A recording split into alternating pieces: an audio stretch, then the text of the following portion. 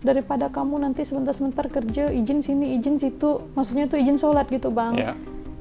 Nanti nggak ada yang jaga, kata dia ngomong kayak gitu. Nanti kau gimana, katanya kan, sendirian, dia bilang. Terus nggak bisa sholat, terus dimarahin sendirian. Kalau kemarin kan masih dimarah-marah bareng aku, kata dia ngomong kayak gitu. Jadi tuh kalau ngejar ke masjidnya sekolahan tuh, jauh, harus jalan kaki, mutar, kemudian baru sampai. Jadi kan ini jualannya ditinggal. Kalau pemasukannya nggak sesuai yang dia mau kan, nanti apa kata dia gitu.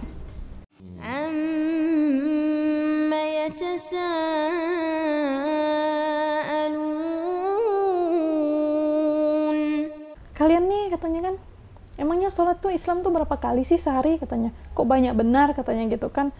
Iya kok kita Islam ada 5 waktu katanya kan.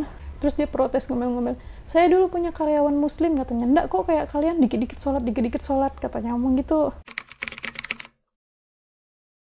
Akhirnya saya dapat tawaran kerja di ini es buah kan. Waktu itu trainingnya di Wahidin, tapi kerjanya di Ampera. Ini yang kedua berarti ya kerja. Nah itu saya izinkan, alasan saya mau ngurus ini berkas mualaf saya masih ada yang belum diurus gitu kan. Terus saya izin, nggak masuk hari itu, 1 hari saya training. Saya izinnya tuh saya training kan, tes nyaman, kirain kerjanya tuh di ini, di Wahidinnya, karena tempatnya tuh memang nyaman, bisa untuk sholat. Di depannya kan standnya, dia tuh kayak ada tempat kontainer gitulah, tapi nyaman sholat gitulah. Ternyata di cabang Ampera. Terus udah kerja 2 hari, besoknya saya mau masuk kan, saya chat lah, saya mau masuk. Terus dia bilang, nomor rekening kamu mana, katanya gitu kan. Kamu nggak usah masuk lagi katanya kan, nanti uangmu aku kirim, katanya kayak gitu. Nanya kan kenapa gitu kan, dia jelasin lah, daripada kamu nanti sebentar-sebentar kerja, izin sini, izin situ, maksudnya tuh izin sholat gitu bang. Nanti nggak ada yang jaga, kata dia ngomong kayak gitu. Kali, oh ya udahlah gitu kan. Terus dia kirim, saya kirimkan nomor rekeningnya, terus dia kasih, udah kan selesai. Udahlah, pikir saya pun, sebelum saya dipecat, teman saya udah berhenti duluan. Di hari itu dia ngomong kan, dia bilang katanya, kok saya mau berhenti.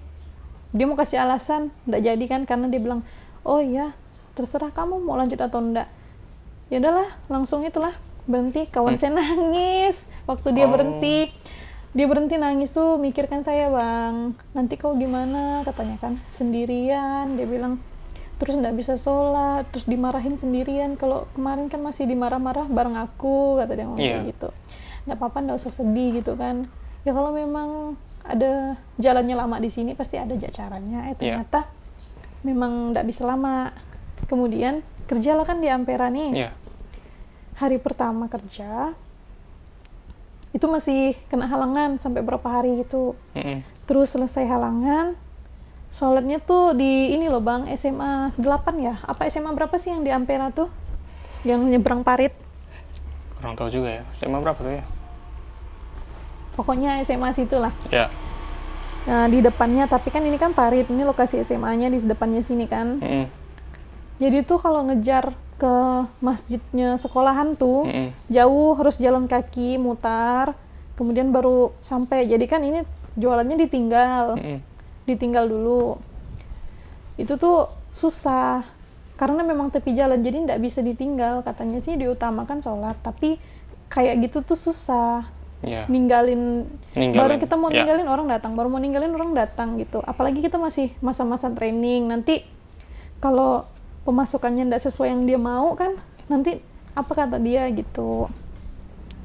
Akhirnya nyoba nih, tinggalin, titipin stand sama orang sebelah, sholat. Terus lama-lama tuh kayak makin nggak ada waktu buat sholat gitu loh bang. Paham. Apa namanya, disibukkan sama orang-orang yang beli. Orang-orang yang beli itu makin bertambah gitu. Jadi tuh kita baru mau tinggalin kan nggak mungkin kita ninggalin sama orang yang orangnya juga jualan. Kalau tiba-tiba ada yang beli punya dia, otomatis kan ditinggalnya dulu yang punya kita kan. Pasti, Ampera itu ini kan toko buah ya? Bukan toko buah. Bukan. Apa Es maksudnya? buah. Es buah. Es buah berarti kendalanya sebenarnya. Tapi ini maksudnya kalau menurut saya orangnya ndak marah kalau seandainya sholat. Dia ndak marah. Cuman tuh apa namanya? Usahakan tuh karena masih baru jangan sering ditinggal. Oh. Gitu. Dari beliaunya pesannya kayak gitu. Dia nggak ini sih bang, suaminya lulusan FISIP juga sih. Oh, masih muda juga berarti? Nggak terlalu muda. Oh, cuman FISIP aja gitu ya? Iya. Jadi tuh apa namanya? Karena jauh juga jalan kaki, terus Pasti. mutar nyebrang jembatan, tinggalin kan lumayan. Ya. Belum lagi waktu untuk kita jalan kakinya, terus kita wudhunya, sholatnya, jalan kaki pulang lagi kan. Nah, jadi tuh pas kebetulan waktu itu sakit. Oh. Sakit juga kan. Jadi izin dulu nih berapa hari, terus masuk lagi. Terus itu nggak lama juga sih di situ berhenti karena emang bener-bener ini sih susah. Kemudian tuh kemarin tuh kendalanya juga motornya saya tuh kan udah lama gitu loh bang, jadi tuh kadang tuh suka rusak di pistonnya udah berapa kali. Oke. Nah, jadinya berhenti dari situ, pulang ke kampung. Ya. Oh, berarti belum pulang ke kampung sebentar doang. Oh, sebentar doang, Ya. sangkain. Belum. Terus tuh saya dapat tawaran lagi kerja di dimsum di Jalan Wahidin juga.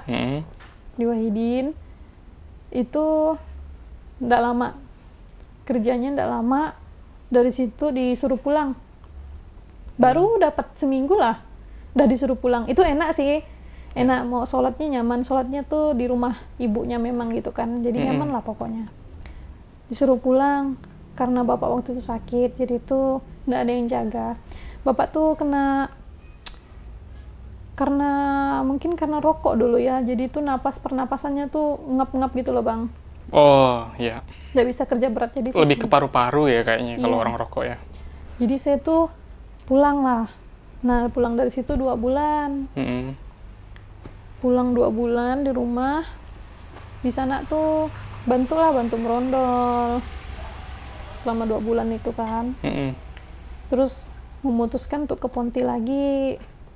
Ke Ponti itu awalnya sebenarnya tuh nggak diizinkan, tapi karena memang lagi butuh penghasilan lain selain dari mereka, akhirnya ke Ponti. Kirain tuh bakal mudah gitu kan dapat kerja. Ya Allah, malah datang lagi ke Ponti tuh malah susah.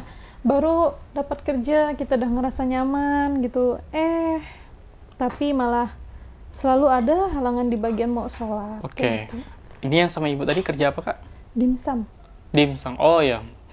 Berarti kayak ini ya, kerjanya itu pertama nggak bebankan, kalau untuk sholat ya sholat aja gitu, nggak masalah berarti ya. Oh, itu mungkin ini ya, lebih sifatnya bukan yang stay gitu, atau gimana kerjaannya? Iya, nggak harus stay sih, jadi kadang tuh kita di belakang, nanti kalau ada orang datang baru kita ke depan, kayak gitu. Oh, sip. Dia kenapa agak santai, karena emang tempatnya agak sepi sih bang tempatnya gitu. Tapi alhamdulillah setelah itu ya dapat ujian, balik dulu, ternyata hilang kerjaannya. Ngerasa karena kemarin kayaknya mudah aja dapat kerjaan nih, walaupun berhenti akhirnya dapat kerjaan gitu-gitu. Terus ke Pontianak blank, susah nyari kerja tuh gimana? Terakhir tuh bang yang kerjanya lama dari abis syahadat tuh sampai bulan berapa ya, Juli akhir kalau nggak salah. Saya pulang tuh Agustus akhir saya pulang. Jadi selama bulan Agustus, dari Juli akhir ke Agustus mau dekat akhir, itu udah 3 kali ganti kerja saya tuh. Oh. Iya. Yang pokoknya kendalanya itu tadi lah, semuanya rata-rata di sholat. Memang sebenarnya pengen kalau dapat bos tuh maunya yang muslim gitu kan. Sikit banyak kalau kita sholat dia nggak akan nyariin atau dia marah kan. Ngapain dia ngelarang orang mau sholat? Betul. Nah, tapi setiap kali saya berharap dapat bos muslim malah kenanya Chinese terus.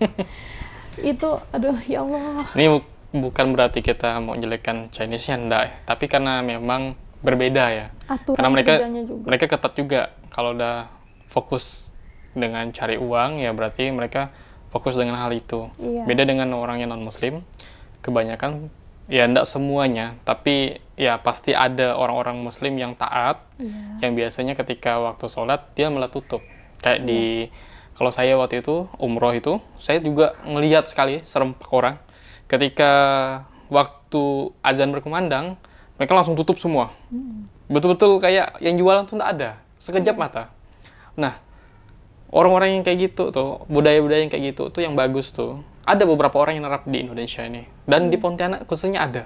Nah, bahkan kami juga dulu, walaupun nggak untung-untung banget ya Ki, nah, kami juga dulu awal-awal saya mu'alaf juga, saya nggak support dengan keuangan kan, karena memang saya yang putuskan, saya bilang, saya ingin buktikan kalau di Islam itu rezeki itu banyak. Makanya dari itu, saya setiap jualan, waktu sholat tutup. Ada yang beli? Ada. Walaupun nggak sebesar apa yang kita bayangkan keuntungannya, tapi insya Allah hati yang tenang rasanya kayak gitu. Benar. Nah, oke, lanjut Kak. Lalu gimana tuh? Sampai akhirnya dapat kerja? Datang lagi ke Ponti tuh akhir Oktober. Kan saya ada ketemu sama abang lagi kan waktu itu. Terus lepas itu saya dapat kerja di tempat makan juga, tapi itu benar-benar 1 hari doang. 1 hari doang? Kan dia bilang cari orang. Pas sudah kerja disuruh training hari itu juga. Ternyata katanya udah dapat orang. Allah. Jadinya ya udahlah, ya mau nggak mau kan kita kan. Terus terakhir kemarin ini saya dapat kerja di minimarket situ. Ini yang terakhir berarti ya? Di minimarket di situ itu baru 3 atau 4 hari kerja. Udah nyaman sih Bang, maksudnya tuh kerjanya tuh ndak yang gimana berat. Ada barang datang, pajang habis gitu kan. Karena memang juga dibilang rame-rame banget ya ndak rame banget lah gitu. Nah, terus tuh ada pas saya masuk pagi, itu ternyata bosnya lagi cek-cek barang. Semua barang-barang yang ready sama yang ada di gudang dicek semua kan. Ternyata di bagian lorong kopinya kurang 1. Kopi ukuran 1 kilo. Kopi yang terkenal lah. Yang ya kan. Nah, terus tuh hilang. Heboh lah nih, nanya lah ke bagian admin yang tukang ngisi-ngisi masukkan stok barang kan.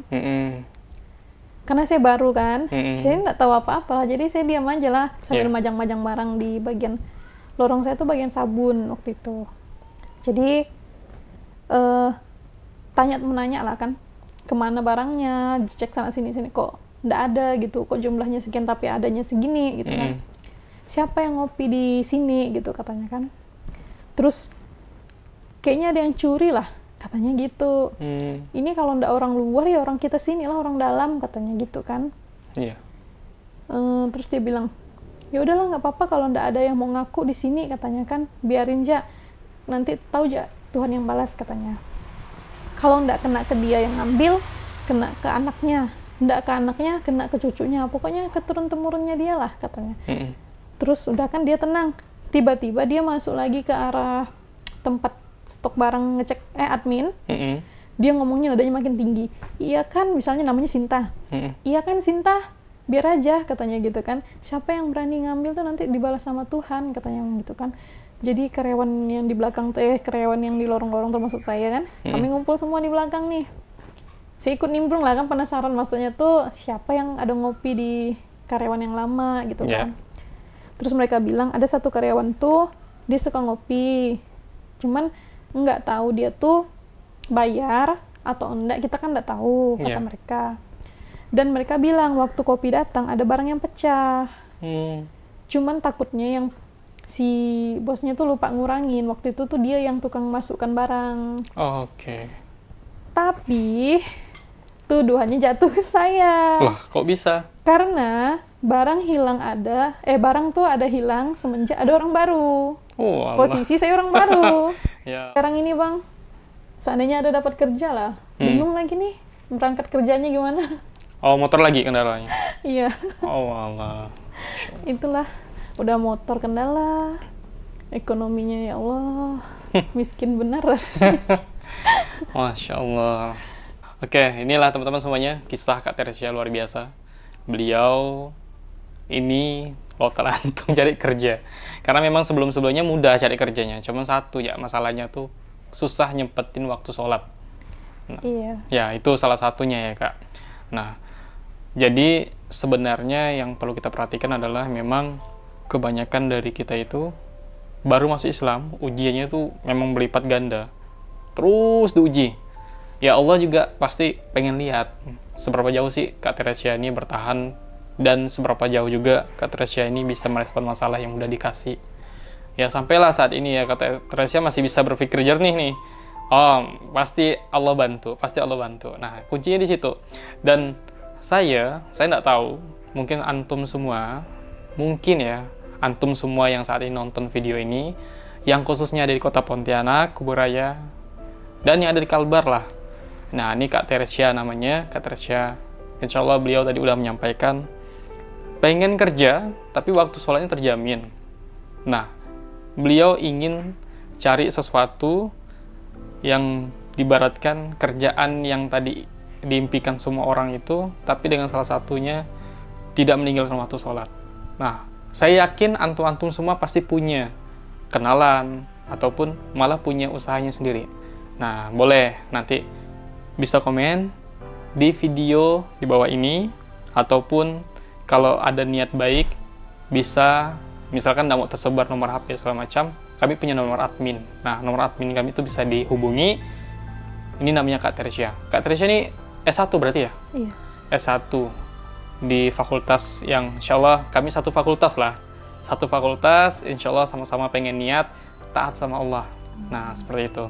Ya, nggak harus kerjaan kantoran gimana-gimana. Tapi ya, kalaupun seandainya ditakdirkan, kalau saya kan yayasan. Yayasan berarti kan sifatnya tuh kayak bukan hanya kerja ya, tapi lebih ke ngabdi. Ngabdi untuk benar-benar cari sesuatu atau ilmu yang bisa berdampak untuk kedepannya. Ya, salah satunya dunia dan akhirat. Seperti itu sih, teman-teman semuanya. Oke, teman-teman, ini kisah Kak Teresia tentang pekerjaan. Nah, kita lanjut nanti, tidak? Kita lanjut lagi nanti, Kak. Ini mungkin ada cerita yang lebih banyak nanti nih. Assalamualaikum warahmatullahi wabarakatuh. Di sebagian masjid kita habis sholat Jumat, lalu kemudian jamaah diajak berkumpul, tunggu sejenak, akan ada saudara kita yang masuk Islam. Setelah masuk Islam, habis itu dikasih kain sarung, habis itu tidak tahu lagi di mana rimbanya. Tiba-tiba datang lagi bawa sertifikat mu'alaf ketika pembagian zakat fitrah. Ini tidak mendidik, maka perlu ada sebuah lembaga yang mengaturnya. Alhamdulillah diawali di Pontianak. Tidak disebut mu'alaf center karena mungkin ini orang merasa minder, tapi disebut dengan saudara seiman. Mari kita support program ini karena nanti mereka akan dididik, ada baca Quran, ada fikih, ada akidah, ada akhlak, supaya memang betul-betul masuk Islam dan merasakan manisnya Islam. Kita support program ini dengan mengirimkan donasi ke Bank Muamalat, nomor rekening 62100666911 atas nama Baitul Mal Munzalan Indonesia Saudara Seiman. Mari kita bersaudara sampai ke surga. Terima kasih. Assalamualaikum warahmatullahi wabarakatuh.